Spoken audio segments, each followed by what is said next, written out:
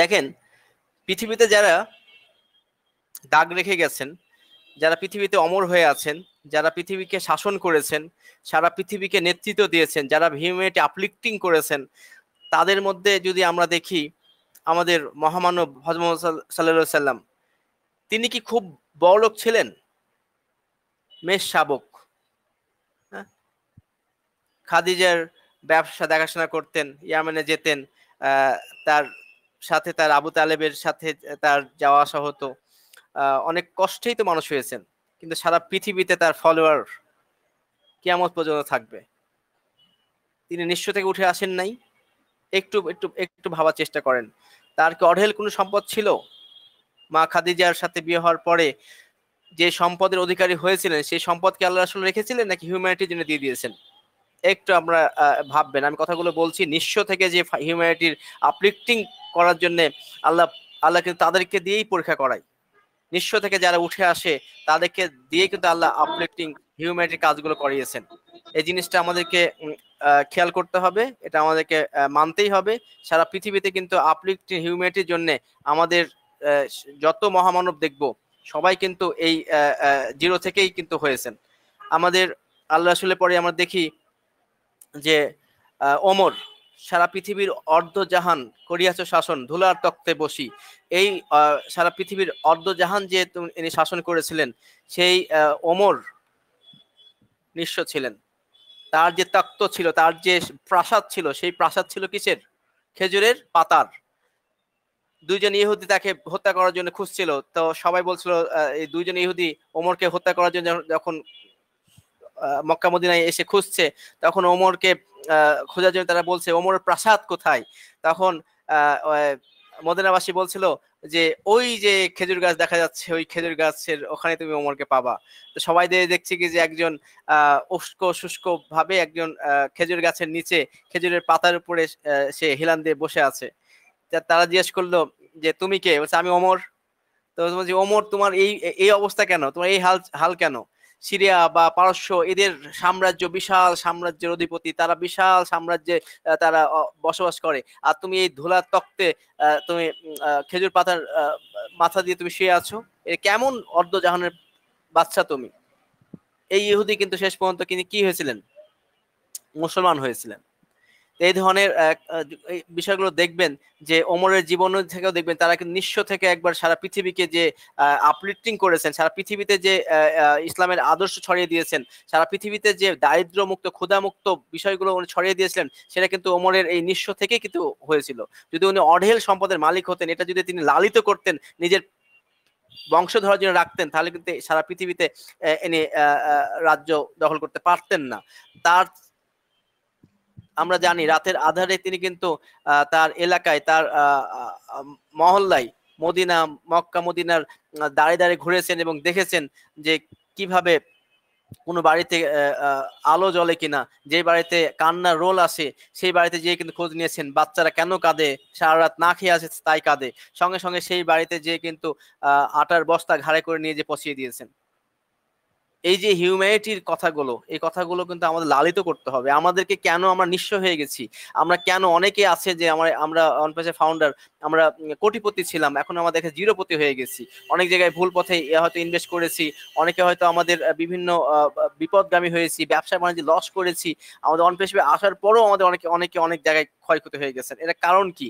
আল্লাহ আপনাকে আমাকে দ্বারা সারা পৃথিবীকে শাসন করাবে, সারা পৃথিবীকে হিউম্যানিটির দ্বারা কাজ করাবে, যেভাবে করে গেছেন ওমর, যেভাবে করেছে আল্লাহ রাসূল। আলেকজান্ডার দ্য গ্রেট, সারা পৃথিবীকে যিনি শাসন করে গেছেন, সেই আলেকজান্ডার দ্য গ্রেট, তিনিও কিন্তু একসময় নিঃস্ব ছিলেন। তিনিও কিন্তু তার মেধা দ্বারা, তার রণকৌশল দ্বারা সারা পৃথিবীকে কিন্তু শাসন করে গেছেন। তিনিও কিন্তু একসময় নিঃস্ব ছিলেন, আলেকজান্ডার দ্য গ্রেট। এই যে তাদের এই জীবনীগুলো যদি আমরা দেখি, তারা দেখবো যে একবারে জিরো থেকে উঠে এসেছেন। আমরা যদি সম্রাট বাবরের কথা দেখি, মুঘল সাম্রাজ্যের বাবর, এই বাবর ছিলেন মুঘল সাম্রাজ্যের প্রথম সেনাপতি, প্রথম বাদশাহ, মুঘল সম্রাট মুঘল সম্রাটের যে প্রথম যে সম্রাট, তিনি ছিলেন বাবর। এই বাবর যখন পাক ভারত বিজয় করতে আসছিলেন, উনি কিন্তু বেশ কয়েকবার ব্যর্থ হয়েছিলেন। ব্যর্থ হওয়ার পরে সর্বশেষ যখন উনি দেখলেন যে তার সবকিছু মানে সবকিছু হারিয়ে ফেলেছে, সৈন্য হারিয়ে ফেলেছেন, তার যে ঘটি বাটি, এক কথায় তার কোনো সম্পদই ছিল না, কোনো সৈন্যই ছিল না, তখন উনি জীবন বাঁচানোর জন্য যখন একটি কুঁড়ে ঘরে যে আশ্রয় নিয়েছিলেন, সেই কুঁড়ে ঘরে মাকড়সা যখন জাল বুনছিল, তখন তার কিন্তু চোখ গেল ওই মাকড়সার দিকে। বাবর দেখলো যে মাকড়সা বারবার মাকড়সার জাল বুনছে এবং সে পড়ে যাচ্ছে, পড়ে যাচ্ছে, আবার সে উপরে উঠছে, উঠে আবার জাল বুনছে, আবার সে পড়ে যাচ্ছে, আবার সে উঠছে, উঠে বারবার বারবার বারবার চেষ্টার ফলে একটা একটা পরিপূর্ণ একটা মাকড়সার ঘর তৈরি হলো। এইটা দেখে তার মাথায় একটা প্ল্যান আসলো যে আমি কেন ভয় পাচ্ছি, কেন আমি ব্যর্থতা নিয়ে আমি চলবো। এই যে একটা মাকড়সা যদি এতবার ব্যর্থ হয়ে যদি সে আবার অগ্রসর হয়ে যদি একটা পরিপূর্ণ একটা একটা ঘর তৈরি করতে পারে, পরিপূর্ণ একটা মাকড়সার বলয় তৈরি করতে পারে, তাহলে আমি বাবর কেন আবার চেষ্টা করে পারবো না। সে কিন্তু আবার সে জেগে উঠলো এবং তার যে দুর্বলতা ছিল সেই দুর্বলতাগুলো কাটিয়ে উঠে সে আবার সৈন্যবাহিনী সংগ্রহ করলো, সংগ্রহ করে কিন্তু আবার সে নতুন উদ্যমে পাক ভারত বিজয় করেছিলেন। এই ধরনের ইতিহাস কিন্তু আমরা যদি দেখি, নিঃস্ব থেকে কিন্তু সবাই শীর্ষে গেছেন, হিউম্যানিটি আপলিফটিং করেছেন। এই পৃথিবীতে যতই যারা সারা পৃথিবী নিয়ে কাজ করেছেন তারা কিন্তু নিঃস্ব থেকেই একটা হিরো পর্যায়ে গেছেন। সারা পৃথিবীকে যারা শাসন করেছে, সারা পৃথিবীকে যারা পৃথিবীতে যারা নিজেদের চিহ্ন রেখে গেছেন, তারা কিন্তু জিরো থেকেই হিরো হয়েছেন, জিরো থেকেই কিন্তু আপলিফটিং করেছেন। সারা পৃথিবীতে যখন আপনি মানবতার কাজ করবেন তখন কিন্তু আপনাকে নিঃস্বভাবেই উঠে আসতে হবে। তা আমরা যারা মনে করছি যে আমরা একবারে, আমি অনেকের ফোন পাই, অনেকে বলেন আর কি যে ভাই আর তো পারছি না, আমাদের তো চলছে না ভাই, আজকের খাবার কালকে সংগ্রহ, কালকে কি খাবো সেটা আমাকে ভাবতে হয়, অনেক কষ্টে আছে, আমি যে কাজ করি সেই কাজ দিয়ে আমার সংসার চলে না, আমার কাজ না, এই ধরনের কথা অনেকে আমাদেরকে বলেন। তো এই জিনিসগুলো কিন্তু আল্লাহর তরফ থেকে পরীক্ষা। অনেকেই বলেন যে আমি একসময় এত কোটি টাকার মালিক ছিলাম, এখন একবার নিঃস্ব হয়ে গেছি, এত লাখ টাকার প্রপার্টি ছিল, এই নষ্ট নষ্ট হয়েছে, এই সেই হয়েছে। এটা সবকিছু আল্লাহর পক্ষ থেকে পরীক্ষা। আপনার দ্বারা বড় কিছু করতে চাচ্ছেন আল্লাহ, সেই জন্য আপনাকে একবার জিরো থেকে নিঃস্ব করে আল্লাহ সেই জিনিসটা পর্যায়ে পৌঁছাবে আপনাকে আমাকে।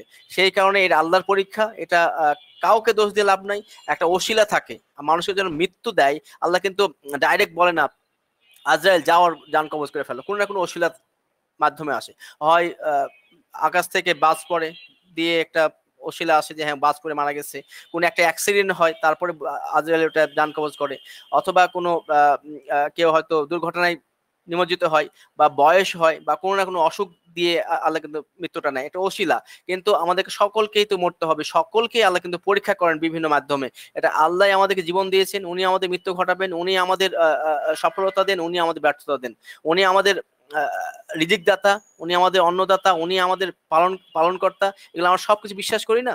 আমরা যেহেতু বিশ্বাস করি, এটাও বিশ্বাস করতে হবে আল্লাহ আমাদের প্রত্যেকটা মুহূর্ত যা হচ্ছে সবকিছু আল্লাহ তরফ থেকে হচ্ছে, ভালো মন্দ যা কিছু হচ্ছে সবকিছু আল্লাহ তরফ থেকে হচ্ছে। অনপেশিভ আশাটাও আল্লাহর পক্ষ থেকে, আল্লাহ চেয়েছে বলেই আমরা আসতে পেরেছি। এই জিনিসটা আপনাকে হৃদয়ে ধারণ করতেই হবে। এটাই ট্রু, এটাই হচ্ছে ইউনিভার্সাল ট্রুথ। আপনি বিশ্বাস করেন আর না করেন, এটাই বাস্তবতা। সৃষ্টিকর্তা আমাদের পরীক্ষার মধ্যে দিয়ে আমাদেরকে নিয়ে যাচ্ছে এবং সর্বশেষ পর্যায়ে নিয়ে যাবেন। সারা পৃথিবীকে নিয়ে কাজ করছেন, আপনাকে আল্লাহ পরীক্ষা করবে না? পবিত্র কোরআনেই আল্লাহ তাআলা বলছে তুমি নিজেকে মুমিন বলে দাবি করবা আর আমি তোমাকে পরীক্ষা করে দেখবো না? আর আপনি সারা পৃথিবীতে হিউম্যানিটিকে আপলিফটিং করছেন, সারা পৃথিবীর মানুষকে দারিদ্র মুক্ত করবেন, আল্লাহ আপনাকে পরীক্ষা করবে না? নিঃস্ব থেকে একবার জিরো থেকে আপনাকে তুলে আনবে। তো আমাদেরকে একবার নিঃস্ব করে আল্লাহ একটা পর্যায়ে নিয়ে আসছেন। আমাদের দেখবেন খুব ফাউন্ডারদের মধ্যে খুব ভালো আছেন, মানে আমি মানে অনপেশা থেকে ইনকাম না আসলেও আমার সারা জীবন চলবে, এরকম পর্যায়ে মানুষ আছেন খুব কম পার্সেন্ট, খুব 1-2%, মানে খুবই কম, খুবই কম বলছি তো, মানে খুবই কম। যদি এরকমই হয়তো যে আমার অনপেশার দরকার নাই, তাহলে ফাউন্ডারশিপ কেউ নিতেন না। আপনার ভবিষ্যতে কিছু একটা করার প্ল্যান আছে, সেটা আপনার হিউম্যানিটি হোক, সেটা আপনার নিজের ভবিষ্যৎ নিয়েই হোক, নিজের বিলাসিতা হোক, নিজের স্বপ্ন হোক, যে কোনো কিছু হোক, এটাকে লালন করেই কিন্তু আপনি এখানে এসেছেন। তাছাড়া কেউ এমন কেউ নাই, তাহলে তো অনেক বড় লোকরা আমার এখানে আসতেন। অনেকে বড় লোক আছেন, কিন্তু ওটা হয়তো উনি হয়তো বাবার প্রপার্টি, সেটা হয়তো নিজে ওইভাবে ধরে কাজ করতে পারছেন না। উনি হয়তো যে প্রপার্টি ব্যবহার করছেন সেটা হয়তো তার ভাইয়ের প্রপার্টি, তার ওয়াইফের প্রপার্টি, বা নিজের হলেও সেটাকে নিয়ে উনি হিউম্যানিটি কাজ করার জন্য সেই অনুমতি ফ্যামিলি থেকে পান না। এই ধরনের জিনিসগুলোর জন্য উনি কিন্তু আলাদা এক সাইড চেয়েছেন, যেটা থেকে উনি স্বাধীনভাবে সারা পৃথিবীকে আপলিফটিং হিউম্যানিটির কাজে তিনি ব্যয় করবেন। তখনই সে কিন্তু এটাকে একটা সাইড বিজনেস হিসাবে এটাকে গ্রহণ করেছেন। এই বিষয়টা আপনার মানেন আর না মানেন, এটা আল্লাহর তরফ থেকে হচ্ছে, এটাই বাস্তবতা। আপনাকে আমাকে দ্বারা সারা পৃথিবীকে কল্যাণময় একটা পৃথিবী করার জন্য, একটা একটা হিউম্যানিটি বেস মানবিক পৃথিবী গড়ার জন্য আপনাকে আমাকে আল্লাহ পছন্দ করেছে। আর আপনি নিঃস্ব হবেন না, তাই কি হয়? এটা আল্লাহর পরীক্ষা, এটা মেনে নিতে হবে। আর খুব তাড়াতাড়ি আমাদের এই হিউম্যানিটি পরীক্ষা সামনে আরো আসছে। আমরা পাওয়ার আগে একটা পরীক্ষায় আছি, পাওয়ার পরে আরেক রকম পরীক্ষায় পড়বো। খুব তাড়াতাড়ি আসছে। পাওয়ার পরে কেমন পরীক্ষা আছে? আপনি টাকার সৎ ব্যবহার করছেন না অসৎ ব্যবহার করছেন? আপনি টাকা দিয়ে সৎ পথে ব্যয় করছেন নাকি অসৎ পথে ব্যয় করছেন? আপনি এই টাকা দিয়ে আপনি কি খারাপ জায়গায় যাচ্ছেন নাকি ভালো জায়গায় যাচ্ছেন? আপনি সৎ পথে ব্যয় করছেন না অসৎ পথে ব্যয় করছেন? এই দ্বারা হিউম্যানিটির কাজ করছেন নাকি অন্য কোনো কাজ করছেন? এই বিষয় নিয়ে সামনে পরীক্ষা আমাদের আসছে। এই টাকার সঠিক মূল্যায়ন করার জন্য আমাদের কিন্তু আবারও পরীক্ষা দিতে হবে। একটা আমরা আমাদের সফলতার আগের একরকম পরীক্ষা, আর পরে কিন্তু আরেক রকম পরীক্ষা আমরা যাচ্ছি। তো আমাদেরকে নিজের ভিতর থেকে আমাদেরকে পরিবর্তন করতে হবে, যেটা আমরা কালকে টপিক লিখেছিলাম। অ্যাস্টারে বলছে যে বাইরের কিছু পরিবর্তন করতে হলে ভিতরের পরিবর্তন আগে করতে হবে। তো আমাদের এই ভিতরের মনুষ্যত্বকে আমাদের দূর করতে হবে। মনুষ্যত্বকে মেরে ফেলে একবার নিজের যত কালিমা আছে, যত খারাপি আছে সব দূর করে একবার নিষ্পাপ হয়ে আমাদের বাইরের পৃথিবীটা আমার ভিতরের বাইরে যা দেখতে পাচ্ছি সেটাকে আমরা চেঞ্জ করব। সারা পৃথিবীকে দারিদ্র্যমুক্ত, ক্ষুধামুক্ত, আমরা আপলিফটিং হিউম্যানিটি করব, মানবতাময় পৃথিবী গড়ে তুলব। এই প্রচেষ্টার আগে নিজের ভিতরে যে কালিমাগুলো আছে, নিজের যে দোষগুলো আছে, আপনার মধ্যে কি খারাপ গুণ আছে এটা আপনার চাইতে আমি বুঝবো না। অর্থাৎ আপনার ভিতরে কি কালিমা আছে, কি দোষ আছে, সেটা আপনাকে খুঁজে বের করতে হবে। সেটা সেই পশুত্বটাকে মেরে ফেলে তারপর আপনাকে আপলিফটিং হিউম্যানিটির জন্য কাজ শুরু করতে হবে। তো ধন্যবাদ সবাইকে। আজকে আমরা